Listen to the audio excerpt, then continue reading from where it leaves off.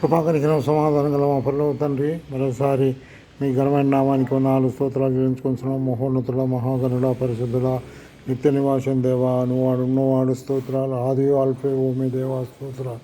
ఇక నేను మృతులైతుగా నీ యుగ యుగములకు నేను సజీవుడనై ఉన్నాను రాయించడానికి బాగా స్తోత్రాలు. ఉదయకాలం ఉంటే ఇంతవరకు కాచినారు, కాపాడినారు, భద్రపరిచారని స్తోత్రాలు. ప్రభా, ఈ సమయంలో యూట్యూబ్ చేస్తుండగా అనేకులు రక్షణ లేని వారికి రక్షణ, రక్షణ ఉన్న వారికి ఉద్యోగం దయచేయమని ఈ మీ యూట్యూబ్కు తోడైండి కాచి కాపాడి భద్రపరచండి. యేసుక్రీస్తు పరిశుద్ధ నామమున స్తుతించి ప్రార్థించి వేడుకొనిస్తున్నాం తండ్రి, ఆమేన్. హెబ్రీయులకు రాసిన పత్రికలో మనము 13 అధ్యాయాలు ఉంటున్నాయి. 13 అధ్యాయాలలో ఒక్కొక్క అధ్యాయం నుండి ఒక్కొక్క శ్రేష్టమైనది నేర్చుకుందాం. మొదటి అధ్యాయంలో, హెబ్రీయులకు రాసిన పత్రిక మొదటి అధ్యాయంలో యేసుక్రీస్తు ప్రభువారు శ్రేష్టమైన వాడు అని దేవుని వాక్యంలో మనం చూడవచ్చు.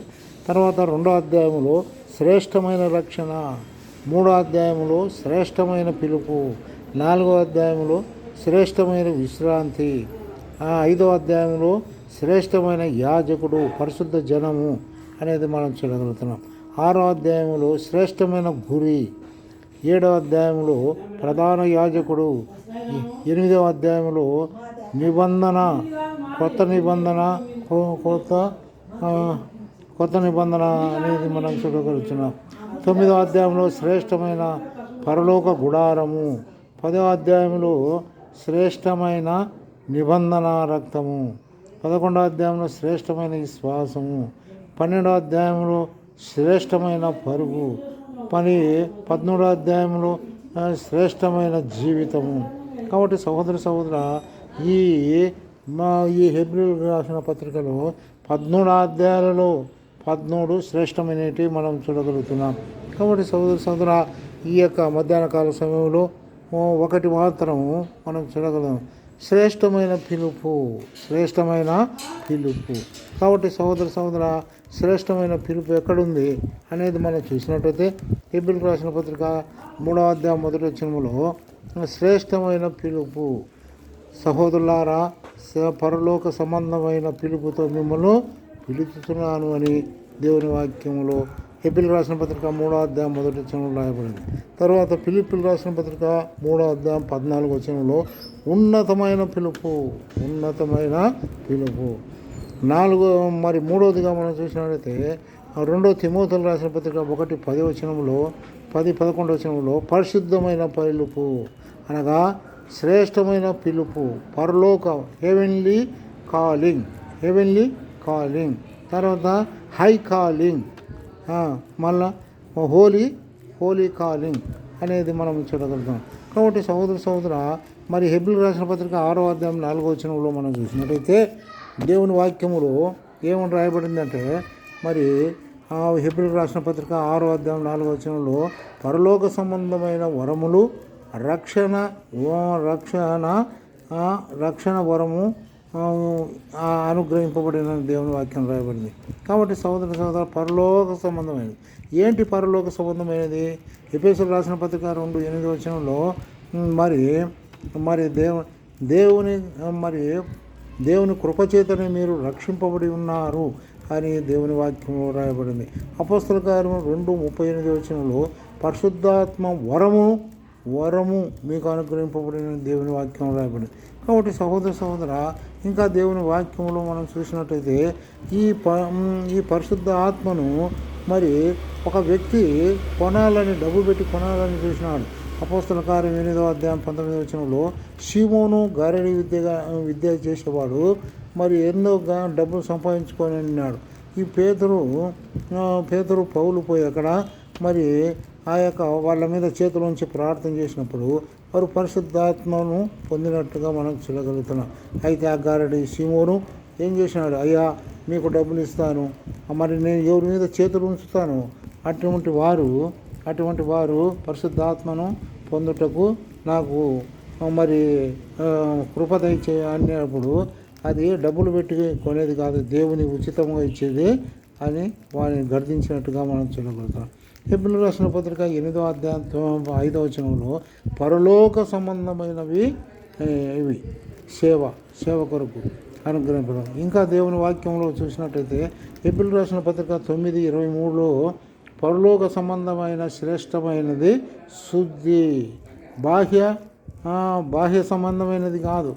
ఆవుల నుండి వచ్చిన బూడిద శుద్ధి కాదు, మరి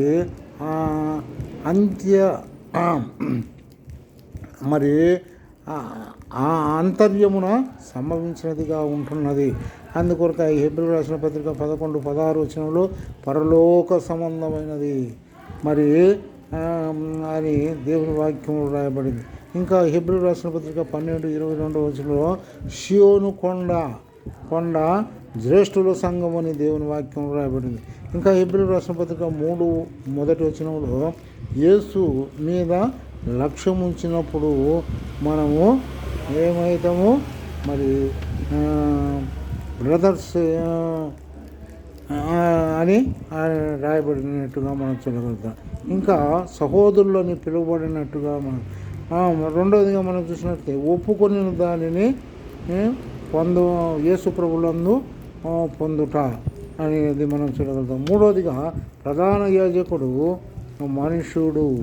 మనుషుల యొద్దకు దేవుని యొద్దకు వచ్చువాడుగా ఉంటున్నాడు. కాబట్టి సహోదర ఇంకా దేవుని వాక్యంలో ఉండి మనం చూసినట్టయితే అనేక వచనాలు ఉంటున్నాయి. ఫిలిప్పీయులకు రాసిన పత్రిక 4:8 అవి సత్యములు న్యాయమైనవిగా ఉంటున్నవి. ఆదికాండం 32:28 ఆశీర్వాదాలు యాకోబు పొందగలిగినట్టుగా మనం చూడగలుగుతున్నాం. ఎవరికైనా ఆశీర్వాదాలు పొందగలుగుతారంటే ఇంతవరకు మనం చూస్తున్నాం. పరలోక సంబంధమైన ఆశీర్వాదాలు ఎవరు పొందుతారు? మరి శ్రేష్టమైనదిగా ఎవరు పొందుతారంటే ఎవరైతే ఆత్మలో శుద్ధి పొందినారో, బాహ్య సంబంధమైనది కాక ఆత్మ సంబంధమైన శుద్ధి పొందిన వారు ఆశీర్వాదాలు పొందగలుగుతారు. రెండవదిగా మనం చూసినట్లయితే హెబ్రీయులకు రాసిన పత్రిక 3:2-6 వరకు నమ్మకముగా ఉండాలి. 3 సార్లు నమ్మకము అని దేవుని వాక్యంలో రాయబడింది. నమ్మకముగా ఉండుట. మరి మోషే పరిచారకుడుగా ఉన్నాడు. ఇశ్రాయేలులో మరి ఇళ్ళంతటిలో మరి నమ్మకంగా ఉన్నాడు. కాబట్టి సహోదర రెండవదిగా మనం చూసినట్టు సంఖ్యాకాండం 12:7, సంఖ్యాకాండం 12:3, తర్వాత సంఖ్యాకాండం 12:6 దేవుని వాక్యంలో ఈ విధంగా రాయబడి ఉన్నది. ఏమంటే మొట్టమొదటిగా సార్థికుడు అనగా అర్థం ఏదంటే హక్కు అధికారం వాడుకొనక ఒకరి కింద ఉండి బ్రతికేవాడే సార్థికుడు. తర్వాత రెండోదిగా మనం చూసినట్లయితే సంఖ్యాకాండం 12:6 సన్నిధి సంబంధము కలిగి సంబంధము కలిగిన వాడే ముఖాముఖిగాడు. దేవుని సన్నిధి కలిగి ముఖాముఖిగా మాట్లాడువాడే మరి నమ్మకమైన వాడు. తర్వాత సంఖ్యాకాండం 12:13 ఇతరుల కొరకు ప్రార్థన చేయవాడు. ఇతరుల కొరకు ఏం చేయాలా? ప్రార్థన చేసేవాడుగా ఉండాలా. కాబట్టి సహోదర ఇంకా దేవుని వాక్యంలో మనం చూసినట్లయితే యోహాను సువార్త 6:38 మరి ఎటువంటి వాడు అంటే మరి సాక్ష్యం కలిగిన వాడుగా ఉంటున్నాడు. ఎవరు? మోషే. నా ఇష్టమును నెరవేర్చుకున్నట్టుకు నేను రాలేదు. యేసు ప్రభువారు అంటున్నాడు, నా ఇష్టము నెరవేర్చుకున్నట్టుకు నేను రాలేదు. యోహాను సువార్త 8:50 మరి ఆయన అంటున్నాడు, మరి నా కొరకు తండ్రి నా మహిమ కొరకు కాదు కానీ తండ్రి మహిమ కొరకు నేను ప్రయాసపడితేనే అంటున్నాడు. ఇంకా దేవుని వాక్యంలో చూసినట్లయితే కీర్తనలు 115 మొదటి వచనంలో మాకు కాదు యెహోవా నీకే మహిమ కలుగునుగా కానీ దేవుని వాక్యం రాయబడింది. కాబట్టి మత్తయి సువార్త 11:29 ఏం రాయబడిందంటే నేను దీన మనసు గలవాడను మరి అని సెలవిస్తున్నాడు. గర్వము ఉంచుకొనక మరి దానికి బదులు తగ్గించుకొనుచున్నాను అంటున్నాడు. కాబట్టి సహోదర దేవుని వాక్యంలో మనం చూసినట్లయితే హెబ్రీయులకు రాసిన పత్రిక 10వ అధ్యాయం 32, 34 మనం చూస్తున్నాం. కాబట్టి సహోదర ఇంకా దేవుని వాక్యంలో మనం చూసినట్లయితే నన్ను వెంబడించినవాడు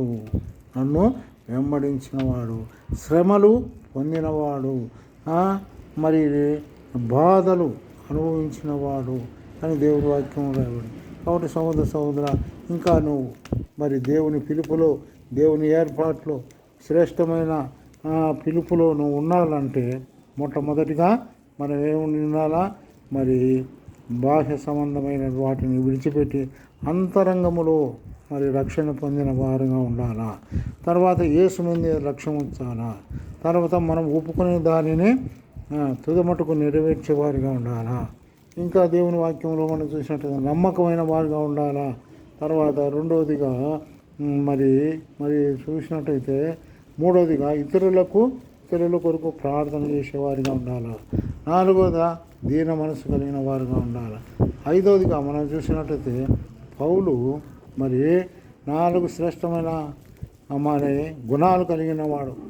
యేసు ప్రభుని వెంబడించినాడు, శ్రమలు పొందగలిగినాడు, నిబంధనలు గైకొన్నాడు, బాధలు సహించాడు. కాబట్టి నేను అటివారిగా ఉన్నప్పుడే ఆ పరలోక సంబంధమైన ఆశీర్వాదాలు పొందగలుగుతాం. దేవుడి వాక్యమును దీవించుగాక. ఆమేన్.